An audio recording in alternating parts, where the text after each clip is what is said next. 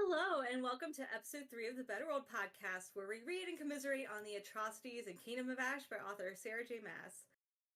If you've watched episodes 1 and 2, which I highly recommend that you do, normally our host is Sel, who is the writer and director of the Better World. But they're taking a break this week, so I will be the host for this episode. And you might remember me from the prior episodes. My name is Hannah Green, and I am the assistant director and assistant cinematographer and photographer for the Better World. The Better World is a not-for-profit fan film based off the Throne of Glass series, and we hope to produce it next year and have it out to the public late December 2025 on YouTube. This podcast is a chance for us to roughly meet about 3 times a month to discuss the chapters and the character development with our cast and crew, and just get time to see each other because we're actually quite international right now. Most of us are on the East Coast, but Liv, who is joining us, is in Canada, and Sel's actually living in Japan right now. Today's guest on our podcast is some of our crew members, so why don't you guys introduce yourselves? I'm Liv. I'm Liv Mori on everything else, and I'm the wardrobe director. I'm Amber. I play Elid Lock. I'm Hannah, and I will be playing Adian. Awesome. Thank you guys for being here. So continuing on, every episode, the host will be picking a theme, and we're going to try and discuss the chapters kind of within that context. However, if things come up and we go a little off the rails, we're welcome to kind of indulge into that a little bit and then try to rein it back in. And so for this episode, which covers chapters 18 through 24 of Kingdom of Ash, I decided to go with plans within plans. We've had a Hamilton reference, so I thought a Dune reference would be just as fine. And I think with these chapters, we're just seeing a lot of plans made through most of the chapters and kind of see where maybe some plans, how they, end up. And then before we start, what is everyone drinking? I'm having a bourbon. I made a special themed cocktail called Moonbeam, and it's Wow. basically an aviation with inside of the sphere is a Italicus, which is like a bergamot themed liquor. So I'm actually gonna crack it open and then it all mixes together. Oh my gosh. I love that. Yeah. And then I have a Ren Fairy absinthe. I thought Fey Fairy is about as close as I could get. Perfect. Awesome. Dude, those drinks sound so good.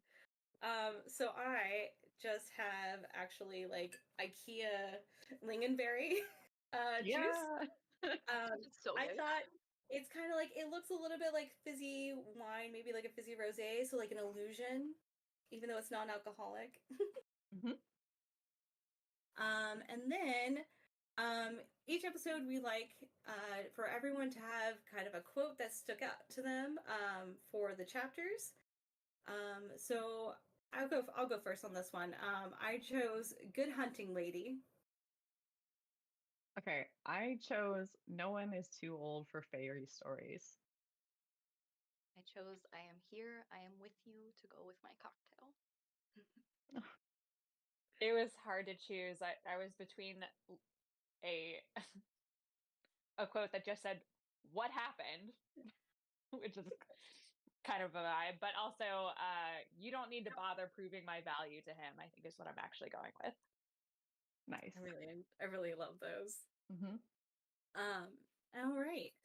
So, before we jump into chapter 18, I thought I would just kind of do a little bit of a recap for chapter 17, which was basically, we saw Adian and crew. I'm going to call them, I guess, like the army group of the chapters, or of the, excuse me. This is the group with the army, since everyone's kind of separated. And they fought a battle and won with minimal casualties. Still very sad.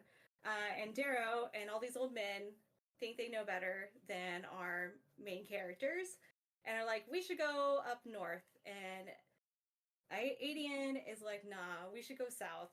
And we have all of Aylin's allies, and they actually, through Lysandra's plan, to drug them, these old men, and leave them in the snow in their tents. They're not going to freeze to death. But they've been left behind, and the army is going to start moving south, and that's where we last saw them. And then jumping into chapter 18 with Plans Within Plans, we find out that Kale and Co., or the Tower of Dawn folks, essentially, have gone to Aniel, and this is actually the first time we've actually seen Aniel outside of Kale's memories. True. And we're actually seeing the city. And it's kind of a bummer. And we meet his shitty dad. Yes. Yes. Kale's father is essentially still a major asshole. Mhm. And yeah, and like you said, like it's very much a bummer. The place is completely bare minimal survival, even though, as we find out in the next chapter, like they have money. But like if it's not broke, don't fix it. Minimalism.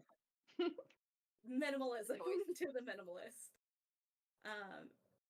And yes, and we get to see also Irene meet this terrible man and go toe to toe with him, which I really enjoyed. Mhm. Yeah, she was really cool in this one. It's where my quote came from, was Irene just standing up. We love standing up to a grumpy old man. Mhm. Yes. Yes. And basically the point to be for being there is that they need them to plan for a siege. Because we've got, what was it, like 10,000 that are coming towards them? I think that was right. Yeah. And Yes, exactly. yes, which is a lot of people for this, what sounds like a fairly small fortress. It seems like the fortress itself has some bones to it, but as we've discussed, the upkeep hasn't been there. And then I'm pretty sure Kale's dad was like, we don't have people. We don't have the troops to Mm-hmm. stand up to 10,000. So tricky. Bit tricky. Yeah, very tricky. And that kind of, in chapter 19, just kind of continues with this after their conversation and meeting the father. Thankfully, he does start making preparations. We actually are going to plan for a siege since they're not going to try to evacuate the whole city. And so now they're going to start evacuating the outskirts and just try to figure out like how to plan to get all the healers. Well, they're bringing 50 healers. But Irene, I think, also gratefully is trying to plan within the people there to find the local healers and herbalists. So even if they don't have powers, like they know the land. And I think that was really smart. And we find that they only have 3 to 4 days to really plan everything. And they're I trying think to it's get people out through like the mountain passes, right? And Yeah. I was just like, oh, I don't know. Is something gonna happen? The mountain passes, that makes me nervous. Yeah, and they have like the White Fang enemies, I think is were like the tribes that are up there. The wolf tribes? I Hmm. can't quite remember what they're called. But yeah, we'll see. we'll see. And now for the craziest jump, I feel like, is to chapter 20, where all of a sudden Aelin is just super chill and hanging out with her Aunt Maeve. And I we're love like, that character though. Yeah. The this is juxtaposition of it. Mm-hmm.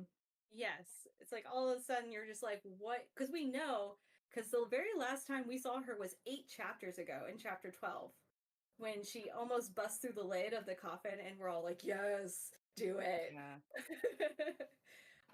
Clearly something is up. And I honestly felt like a lot of sympathy for Maeve coming from this chapter. Like, it sucks Yeah. because, you know, you find out at the end of this chapter it's an illusion, which clearly it was, because, like, why would Aelin be this chill? And also, her whole life has been rewritten Mhm. to finding but still Rowan. holding on to important details, like things. Mhm. It's classic like manipulation, a classic Yeah. lying of like there is still some truth to this, but I'm adjusting details to make it more believable. Yeah, it's like so. Just the manipulation is so like crafty, Mm-hmm. and I think we're also actually seeing like how powerful Maeve is too in this way. Like the fact that she can completely like not only just like trick somebody to believe like one little thing and continue it, but like completely rewrite your history Mm-hmm. within your mind and think that you lived years through this. Which is You, the you don't know how long scariest. it's been. Yeah, it's ah. Ugh. But I do find that like you said, kind of like there's always kernels of truth in these things. Like I think her story has kernels of truth of like her leaving and why she left. Mm-hmm. I always support being power hungry, so her goals of being that power hungry, she has succeeded. She is so OP. Yes. Also, she was just like, "Oh, you have a library? All right." Yes. I know. We love a library.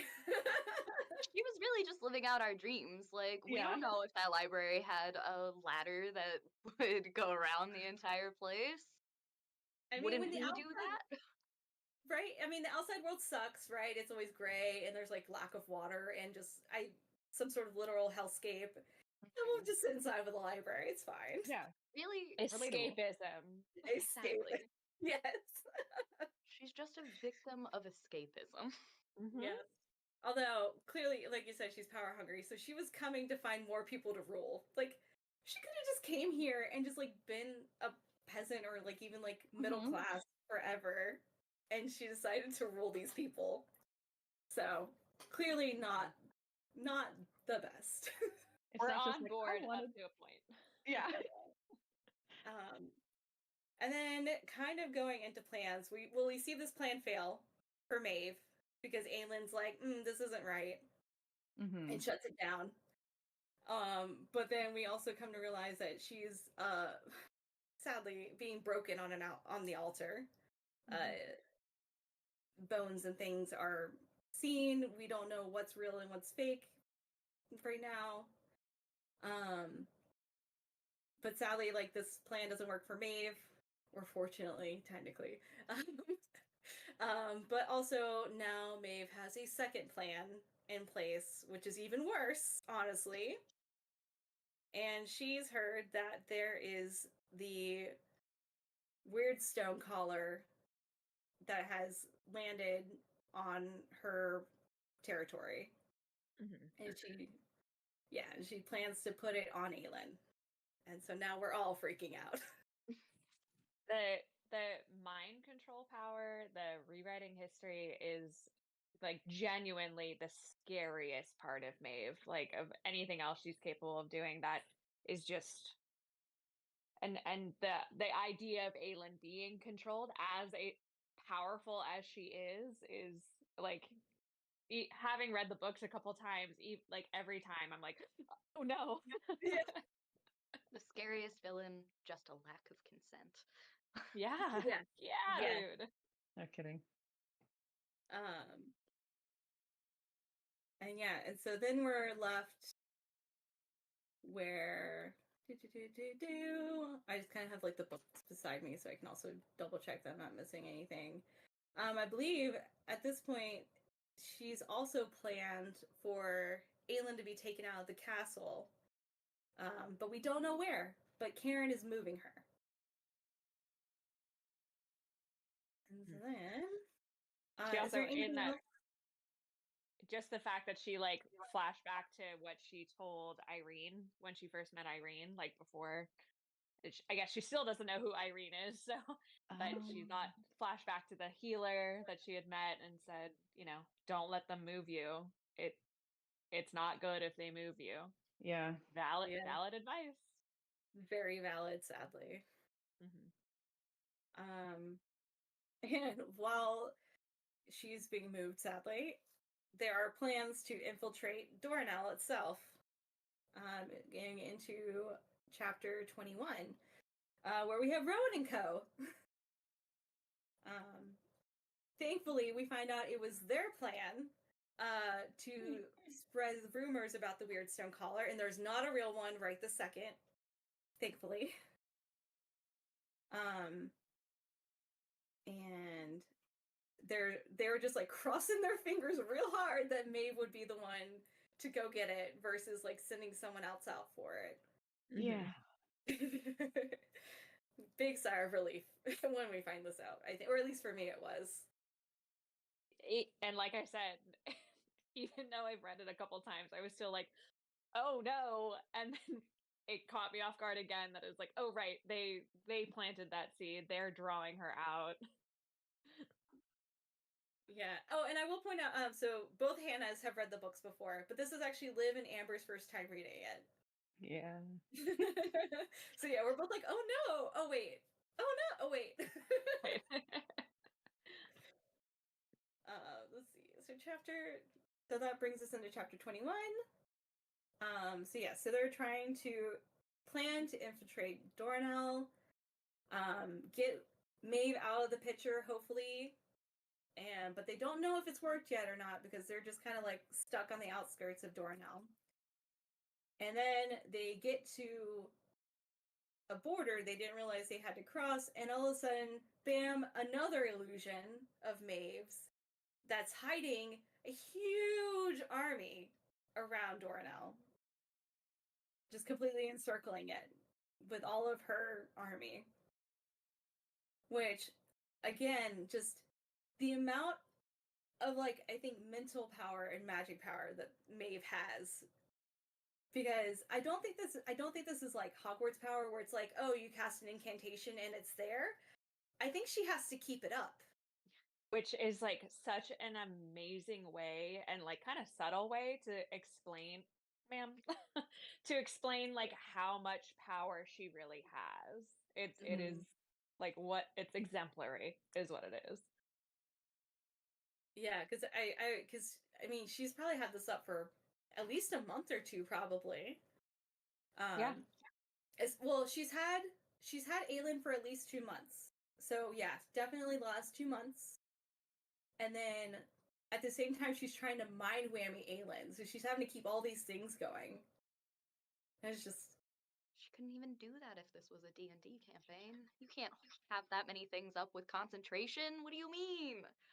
you just get like a little are there like D&D items that let you hold concentration, or is that like homebrew? No, I think there are D&D items that let you do that.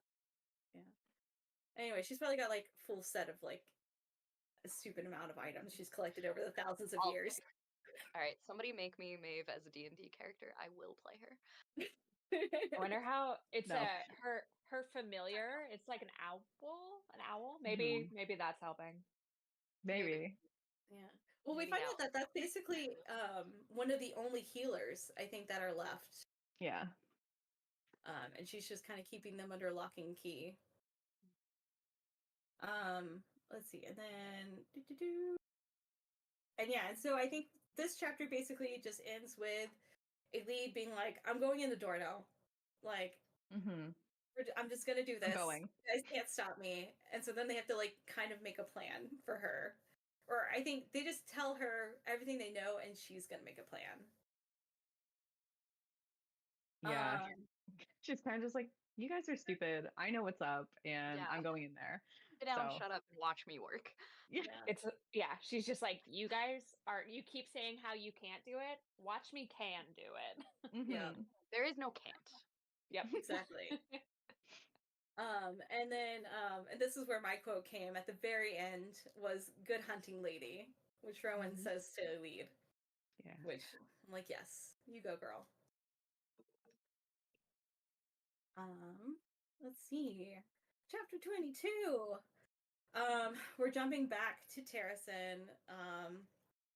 And Lysandra is scouting as well as some other people, but Lysandra's the one to spot the army coming to them. It's not good. It's 50,000 soldiers, 5 Valg princes, And I don't know if they say how many, but there's multiple Ilkin also flying with them. No witches, though, thankfully. Yet. Yes. One small break. The one silver lining. It's interesting rereading this now and being like, oh, there's 50,000 here and also 10,000. So you've got at least 60,000 already. And we don't know how many more behind this. Yeah. So clearly things are not good. It's a little bit devastating looking. And I will say, I think after we find out how many, and she immediately goes and lets them know, I'm going to ask you guys, do you feel like this means we get into the fight, we see the fight happening with Adian's forces, and it's over 24 hours of fighting, and Morath is still not letting up. Is this a failed plan on Adian and Aylin's allies? Yeah, it doesn't feel like a plan. It feels just kind of like a response to me. Like it feels like there's, in the way that Aelin is always a step ahead of everybody on everything, like that's clearly not happening here. They are responding to an attack, versus having a response ready or like being prepared in any capacity. So to me, it seems like a good reflection of the fact that Aelin outright isn't there. Like it feels like that's how you would expect it to go as the reader. There was also like a quote in Tower of Dawn, and I can't remember exactly what it was, but it was basically about how they are always playing everyone's game, and as long as they are doing that, they're going to lose because they are just reacting basically, and they're not being aggressive or they're not making their own rules. I guess I what I mean by like Adian's plan, but like Adian had planned to move them south versus going north. So by coming south, he's met these forces. And I guess I was just wondering, I don't know. It only would have delayed them, really. Like they would have met eventually, but maybe a bit more time would have been better.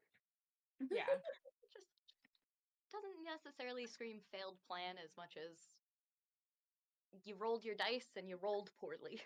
Yeah. At most a lack of consideration, but yeah, honestly, it does. It's like a flip of a coin. I feel that way too. All right. Well, we can go ahead and skip into chapter 23, and we flip back to Doradel. And now we get to see Elite's plan come into play. I personally always enjoy Elite's plans. I think she's just so crafty. Which I guess helps when you have like this like goddess of wisdom over your shoulder too. But like this is Elite's plan. Like no one was whispering in her ear for this. And I love that she can just like pull pieces from everybody to like, and she knows like to make her eyes like extra red and puffy to like be the jilted lover of Cairn. Was it makeup that she was using to do that? Like some kind of berry that she she uses some red berries. Yeah. Which probably isn't good for the eyes in general. So and once again, like what juxtaposition of like Adian not considerate, not thinking, not planning, and then we have a lead who's like rubbing a little extra makeup off and being like, oh, that's maybe just a touch too much. Details matter. Yeah. My favorite part about this whole chapter was like it just feels like the lead is basically the Batman of the group. Yes. Like she is the most like least powerful in like so many of the supernatural senses, but like man, does she get the fucking job done. Yes. And she can just like she camouflages herself, which I think is phenomenal as just like a normal human. She's so mindful. She's so aware of what people think of her and like can know about her, and like that in and of itself can be a superpower. And she uses it as such, and it's pretty badass. Mm-hmm. Man, I'm so happy I get to play her. We're happy that you're going to be playing her. Like, I'm really excited to especially when we get to the actual script readings, to see you really act these out. Like, I'm just really excited. And then I think it's funny. The plan, I think, goes well, a little too well, but also like she doesn't get the information that she wants at first. But clearly, like, we find out that Asar like actually falls for it completely and like comes to chase after her. And then it jumps to Lorcan, and he's like planning to go in. He's like, I'm gonna do it, I'm gonna do it. And then as soon as he knows that she's safe, like he just like collapses back on his rock to sit down. I was like, oh, Lorcan, redeeming just yourself. You can feel his adrenaline, like it's like building, and then like we've all been to that point where it's like, oh, thank God. Like, yeah, that was I enjoyed that part. And I do think it's fun too because it's like we find out that Asar, I think is how you pronounce her name, was actually the former lover of Lorcan, and so she's kind of having to like hold that deep down inside. Alita is so cool about that too. She's just like, I'm not thinking about it. It's none of my business right now. I'll just keep moving. I enjoy the fact that we get to see Elite's other power, which kind of is just like luck. Like she approached the right person, and that person came back and was like, hey, like I recognize this. I think it was like she could smell Lorcan on her and smell Rowan on her, and was like, I see you and I want to help you. So I think that, yeah, I think Elite does get a little lucky. But I genuinely think that that's like part of her being in the right place at the right time wisdom power. I hate to refer back to D&D, but I was just playing it earlier today. She does have the lucky trait if you were yes D&D character. Absolutely. Reroll that one. Yeah. Oh, you didn't get your information. Let's get some luck in here and see what's gonna happen next. Maybe some perception for Asar. But and then I do love, so like she picked the right person to run into, and then you find out that like, oh, Asar's sister is in the same camp as Karen, and then they all get together and then they make a plan to then, and then Aileen is going to basically bring that plan to the boys. Yeah, she just comes back and she's like, so here's what's going on. Yep, basically. Follow and, then I guess Rowan can, make a plan for how he's going to infiltrate the camp. But really, you wouldn't be able to do that without that information. And then, let's see. All right, we're already at chapter 24.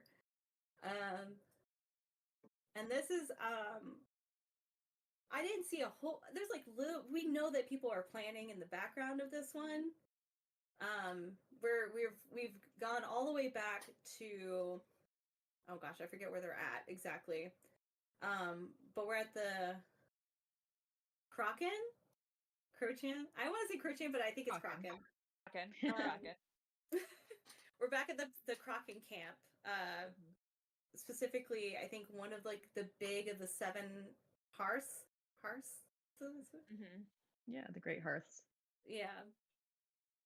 And you see, oh shoot, what is her name? What's the high matron of this group of Crockens? Glennis or Guinness? Glennis. I made a typo.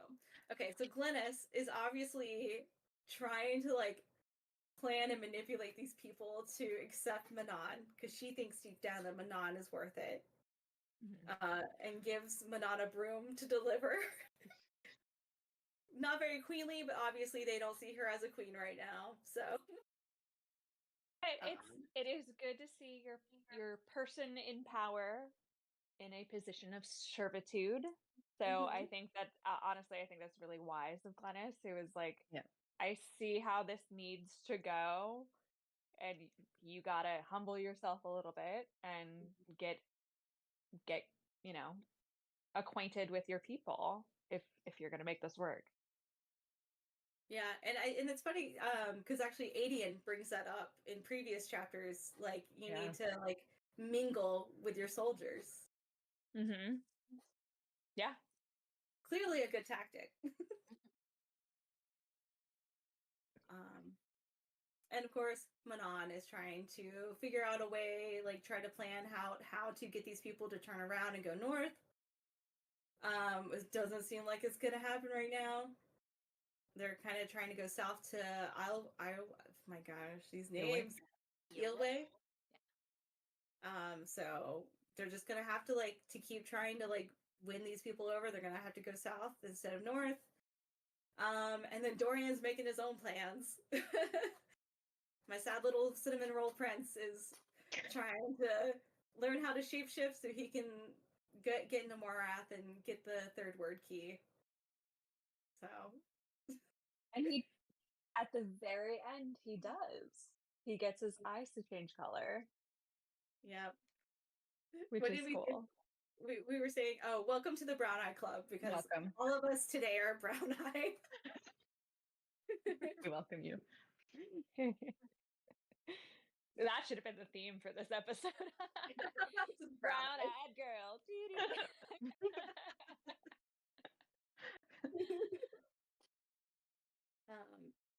Is there anything else? Did we get to everyone's quotes? Hit mine. Yep. They just went fast. We all chose like shorter ones. Sorry. It's all good. I think these chapters also go kind of quickly because it's literally like, oh, most of these are just like we're making a plan, and then things either we see them play out or we're just getting ready for it. One other quote I was thinking about putting forward was when Dorian was trying to figure out the shape-shifting, tap into that energy. Vesta, which I believe is one of the 13, he just looks at him and goes, seems like a colossal waste of time. She's like, oh, you can't figure it out? That sucks. Not like you need that anytime soon. No, well, I mean, Lane is obviously he hasn't explained any of his plan, and she's like, No. that? What you're doing right now? Not helping. And he's putting a lot of energy into it. So it's how delay. validating. Right. It's so true. But it is cool. Well, yeah, so that's chapters 18 through 24. So next, I have to pull it up again. Next episode 4, will be chapters 25 through 31. And so hopefully we'll get to see how these plans move forward and what's going to happen next. And hopefully Aelin, we'll see. Yeah, give us some more Aelin. Are you guys who are newer to the series, are you guys doing audiobook or reading physical copies? I've been reading the audiobooks. Yeah. Just out of convenience. Yeah, absolutely. I just love the audiobooks so much more. I enjoy them too, but I'm thinking, Hannah G, you're it seems like maybe you were doing the physical copies. And so... I've only read the physical copies, so I've never heard these things out loud. Learning their names of oh, it's Otterlin. I was like, not a darlin, right. I have so many problems with the fact that it's pronounced Otterlin, because at first when I was just listening to it, I was like, it's called Otterland? There's otters? It's yeah, why little otters all holding hands. Yeah, they deliver the mail. Why is there still know. wyverns? It should, or wyverns or wyverns. Why isn't it two little otters or something? This feels like a really good space.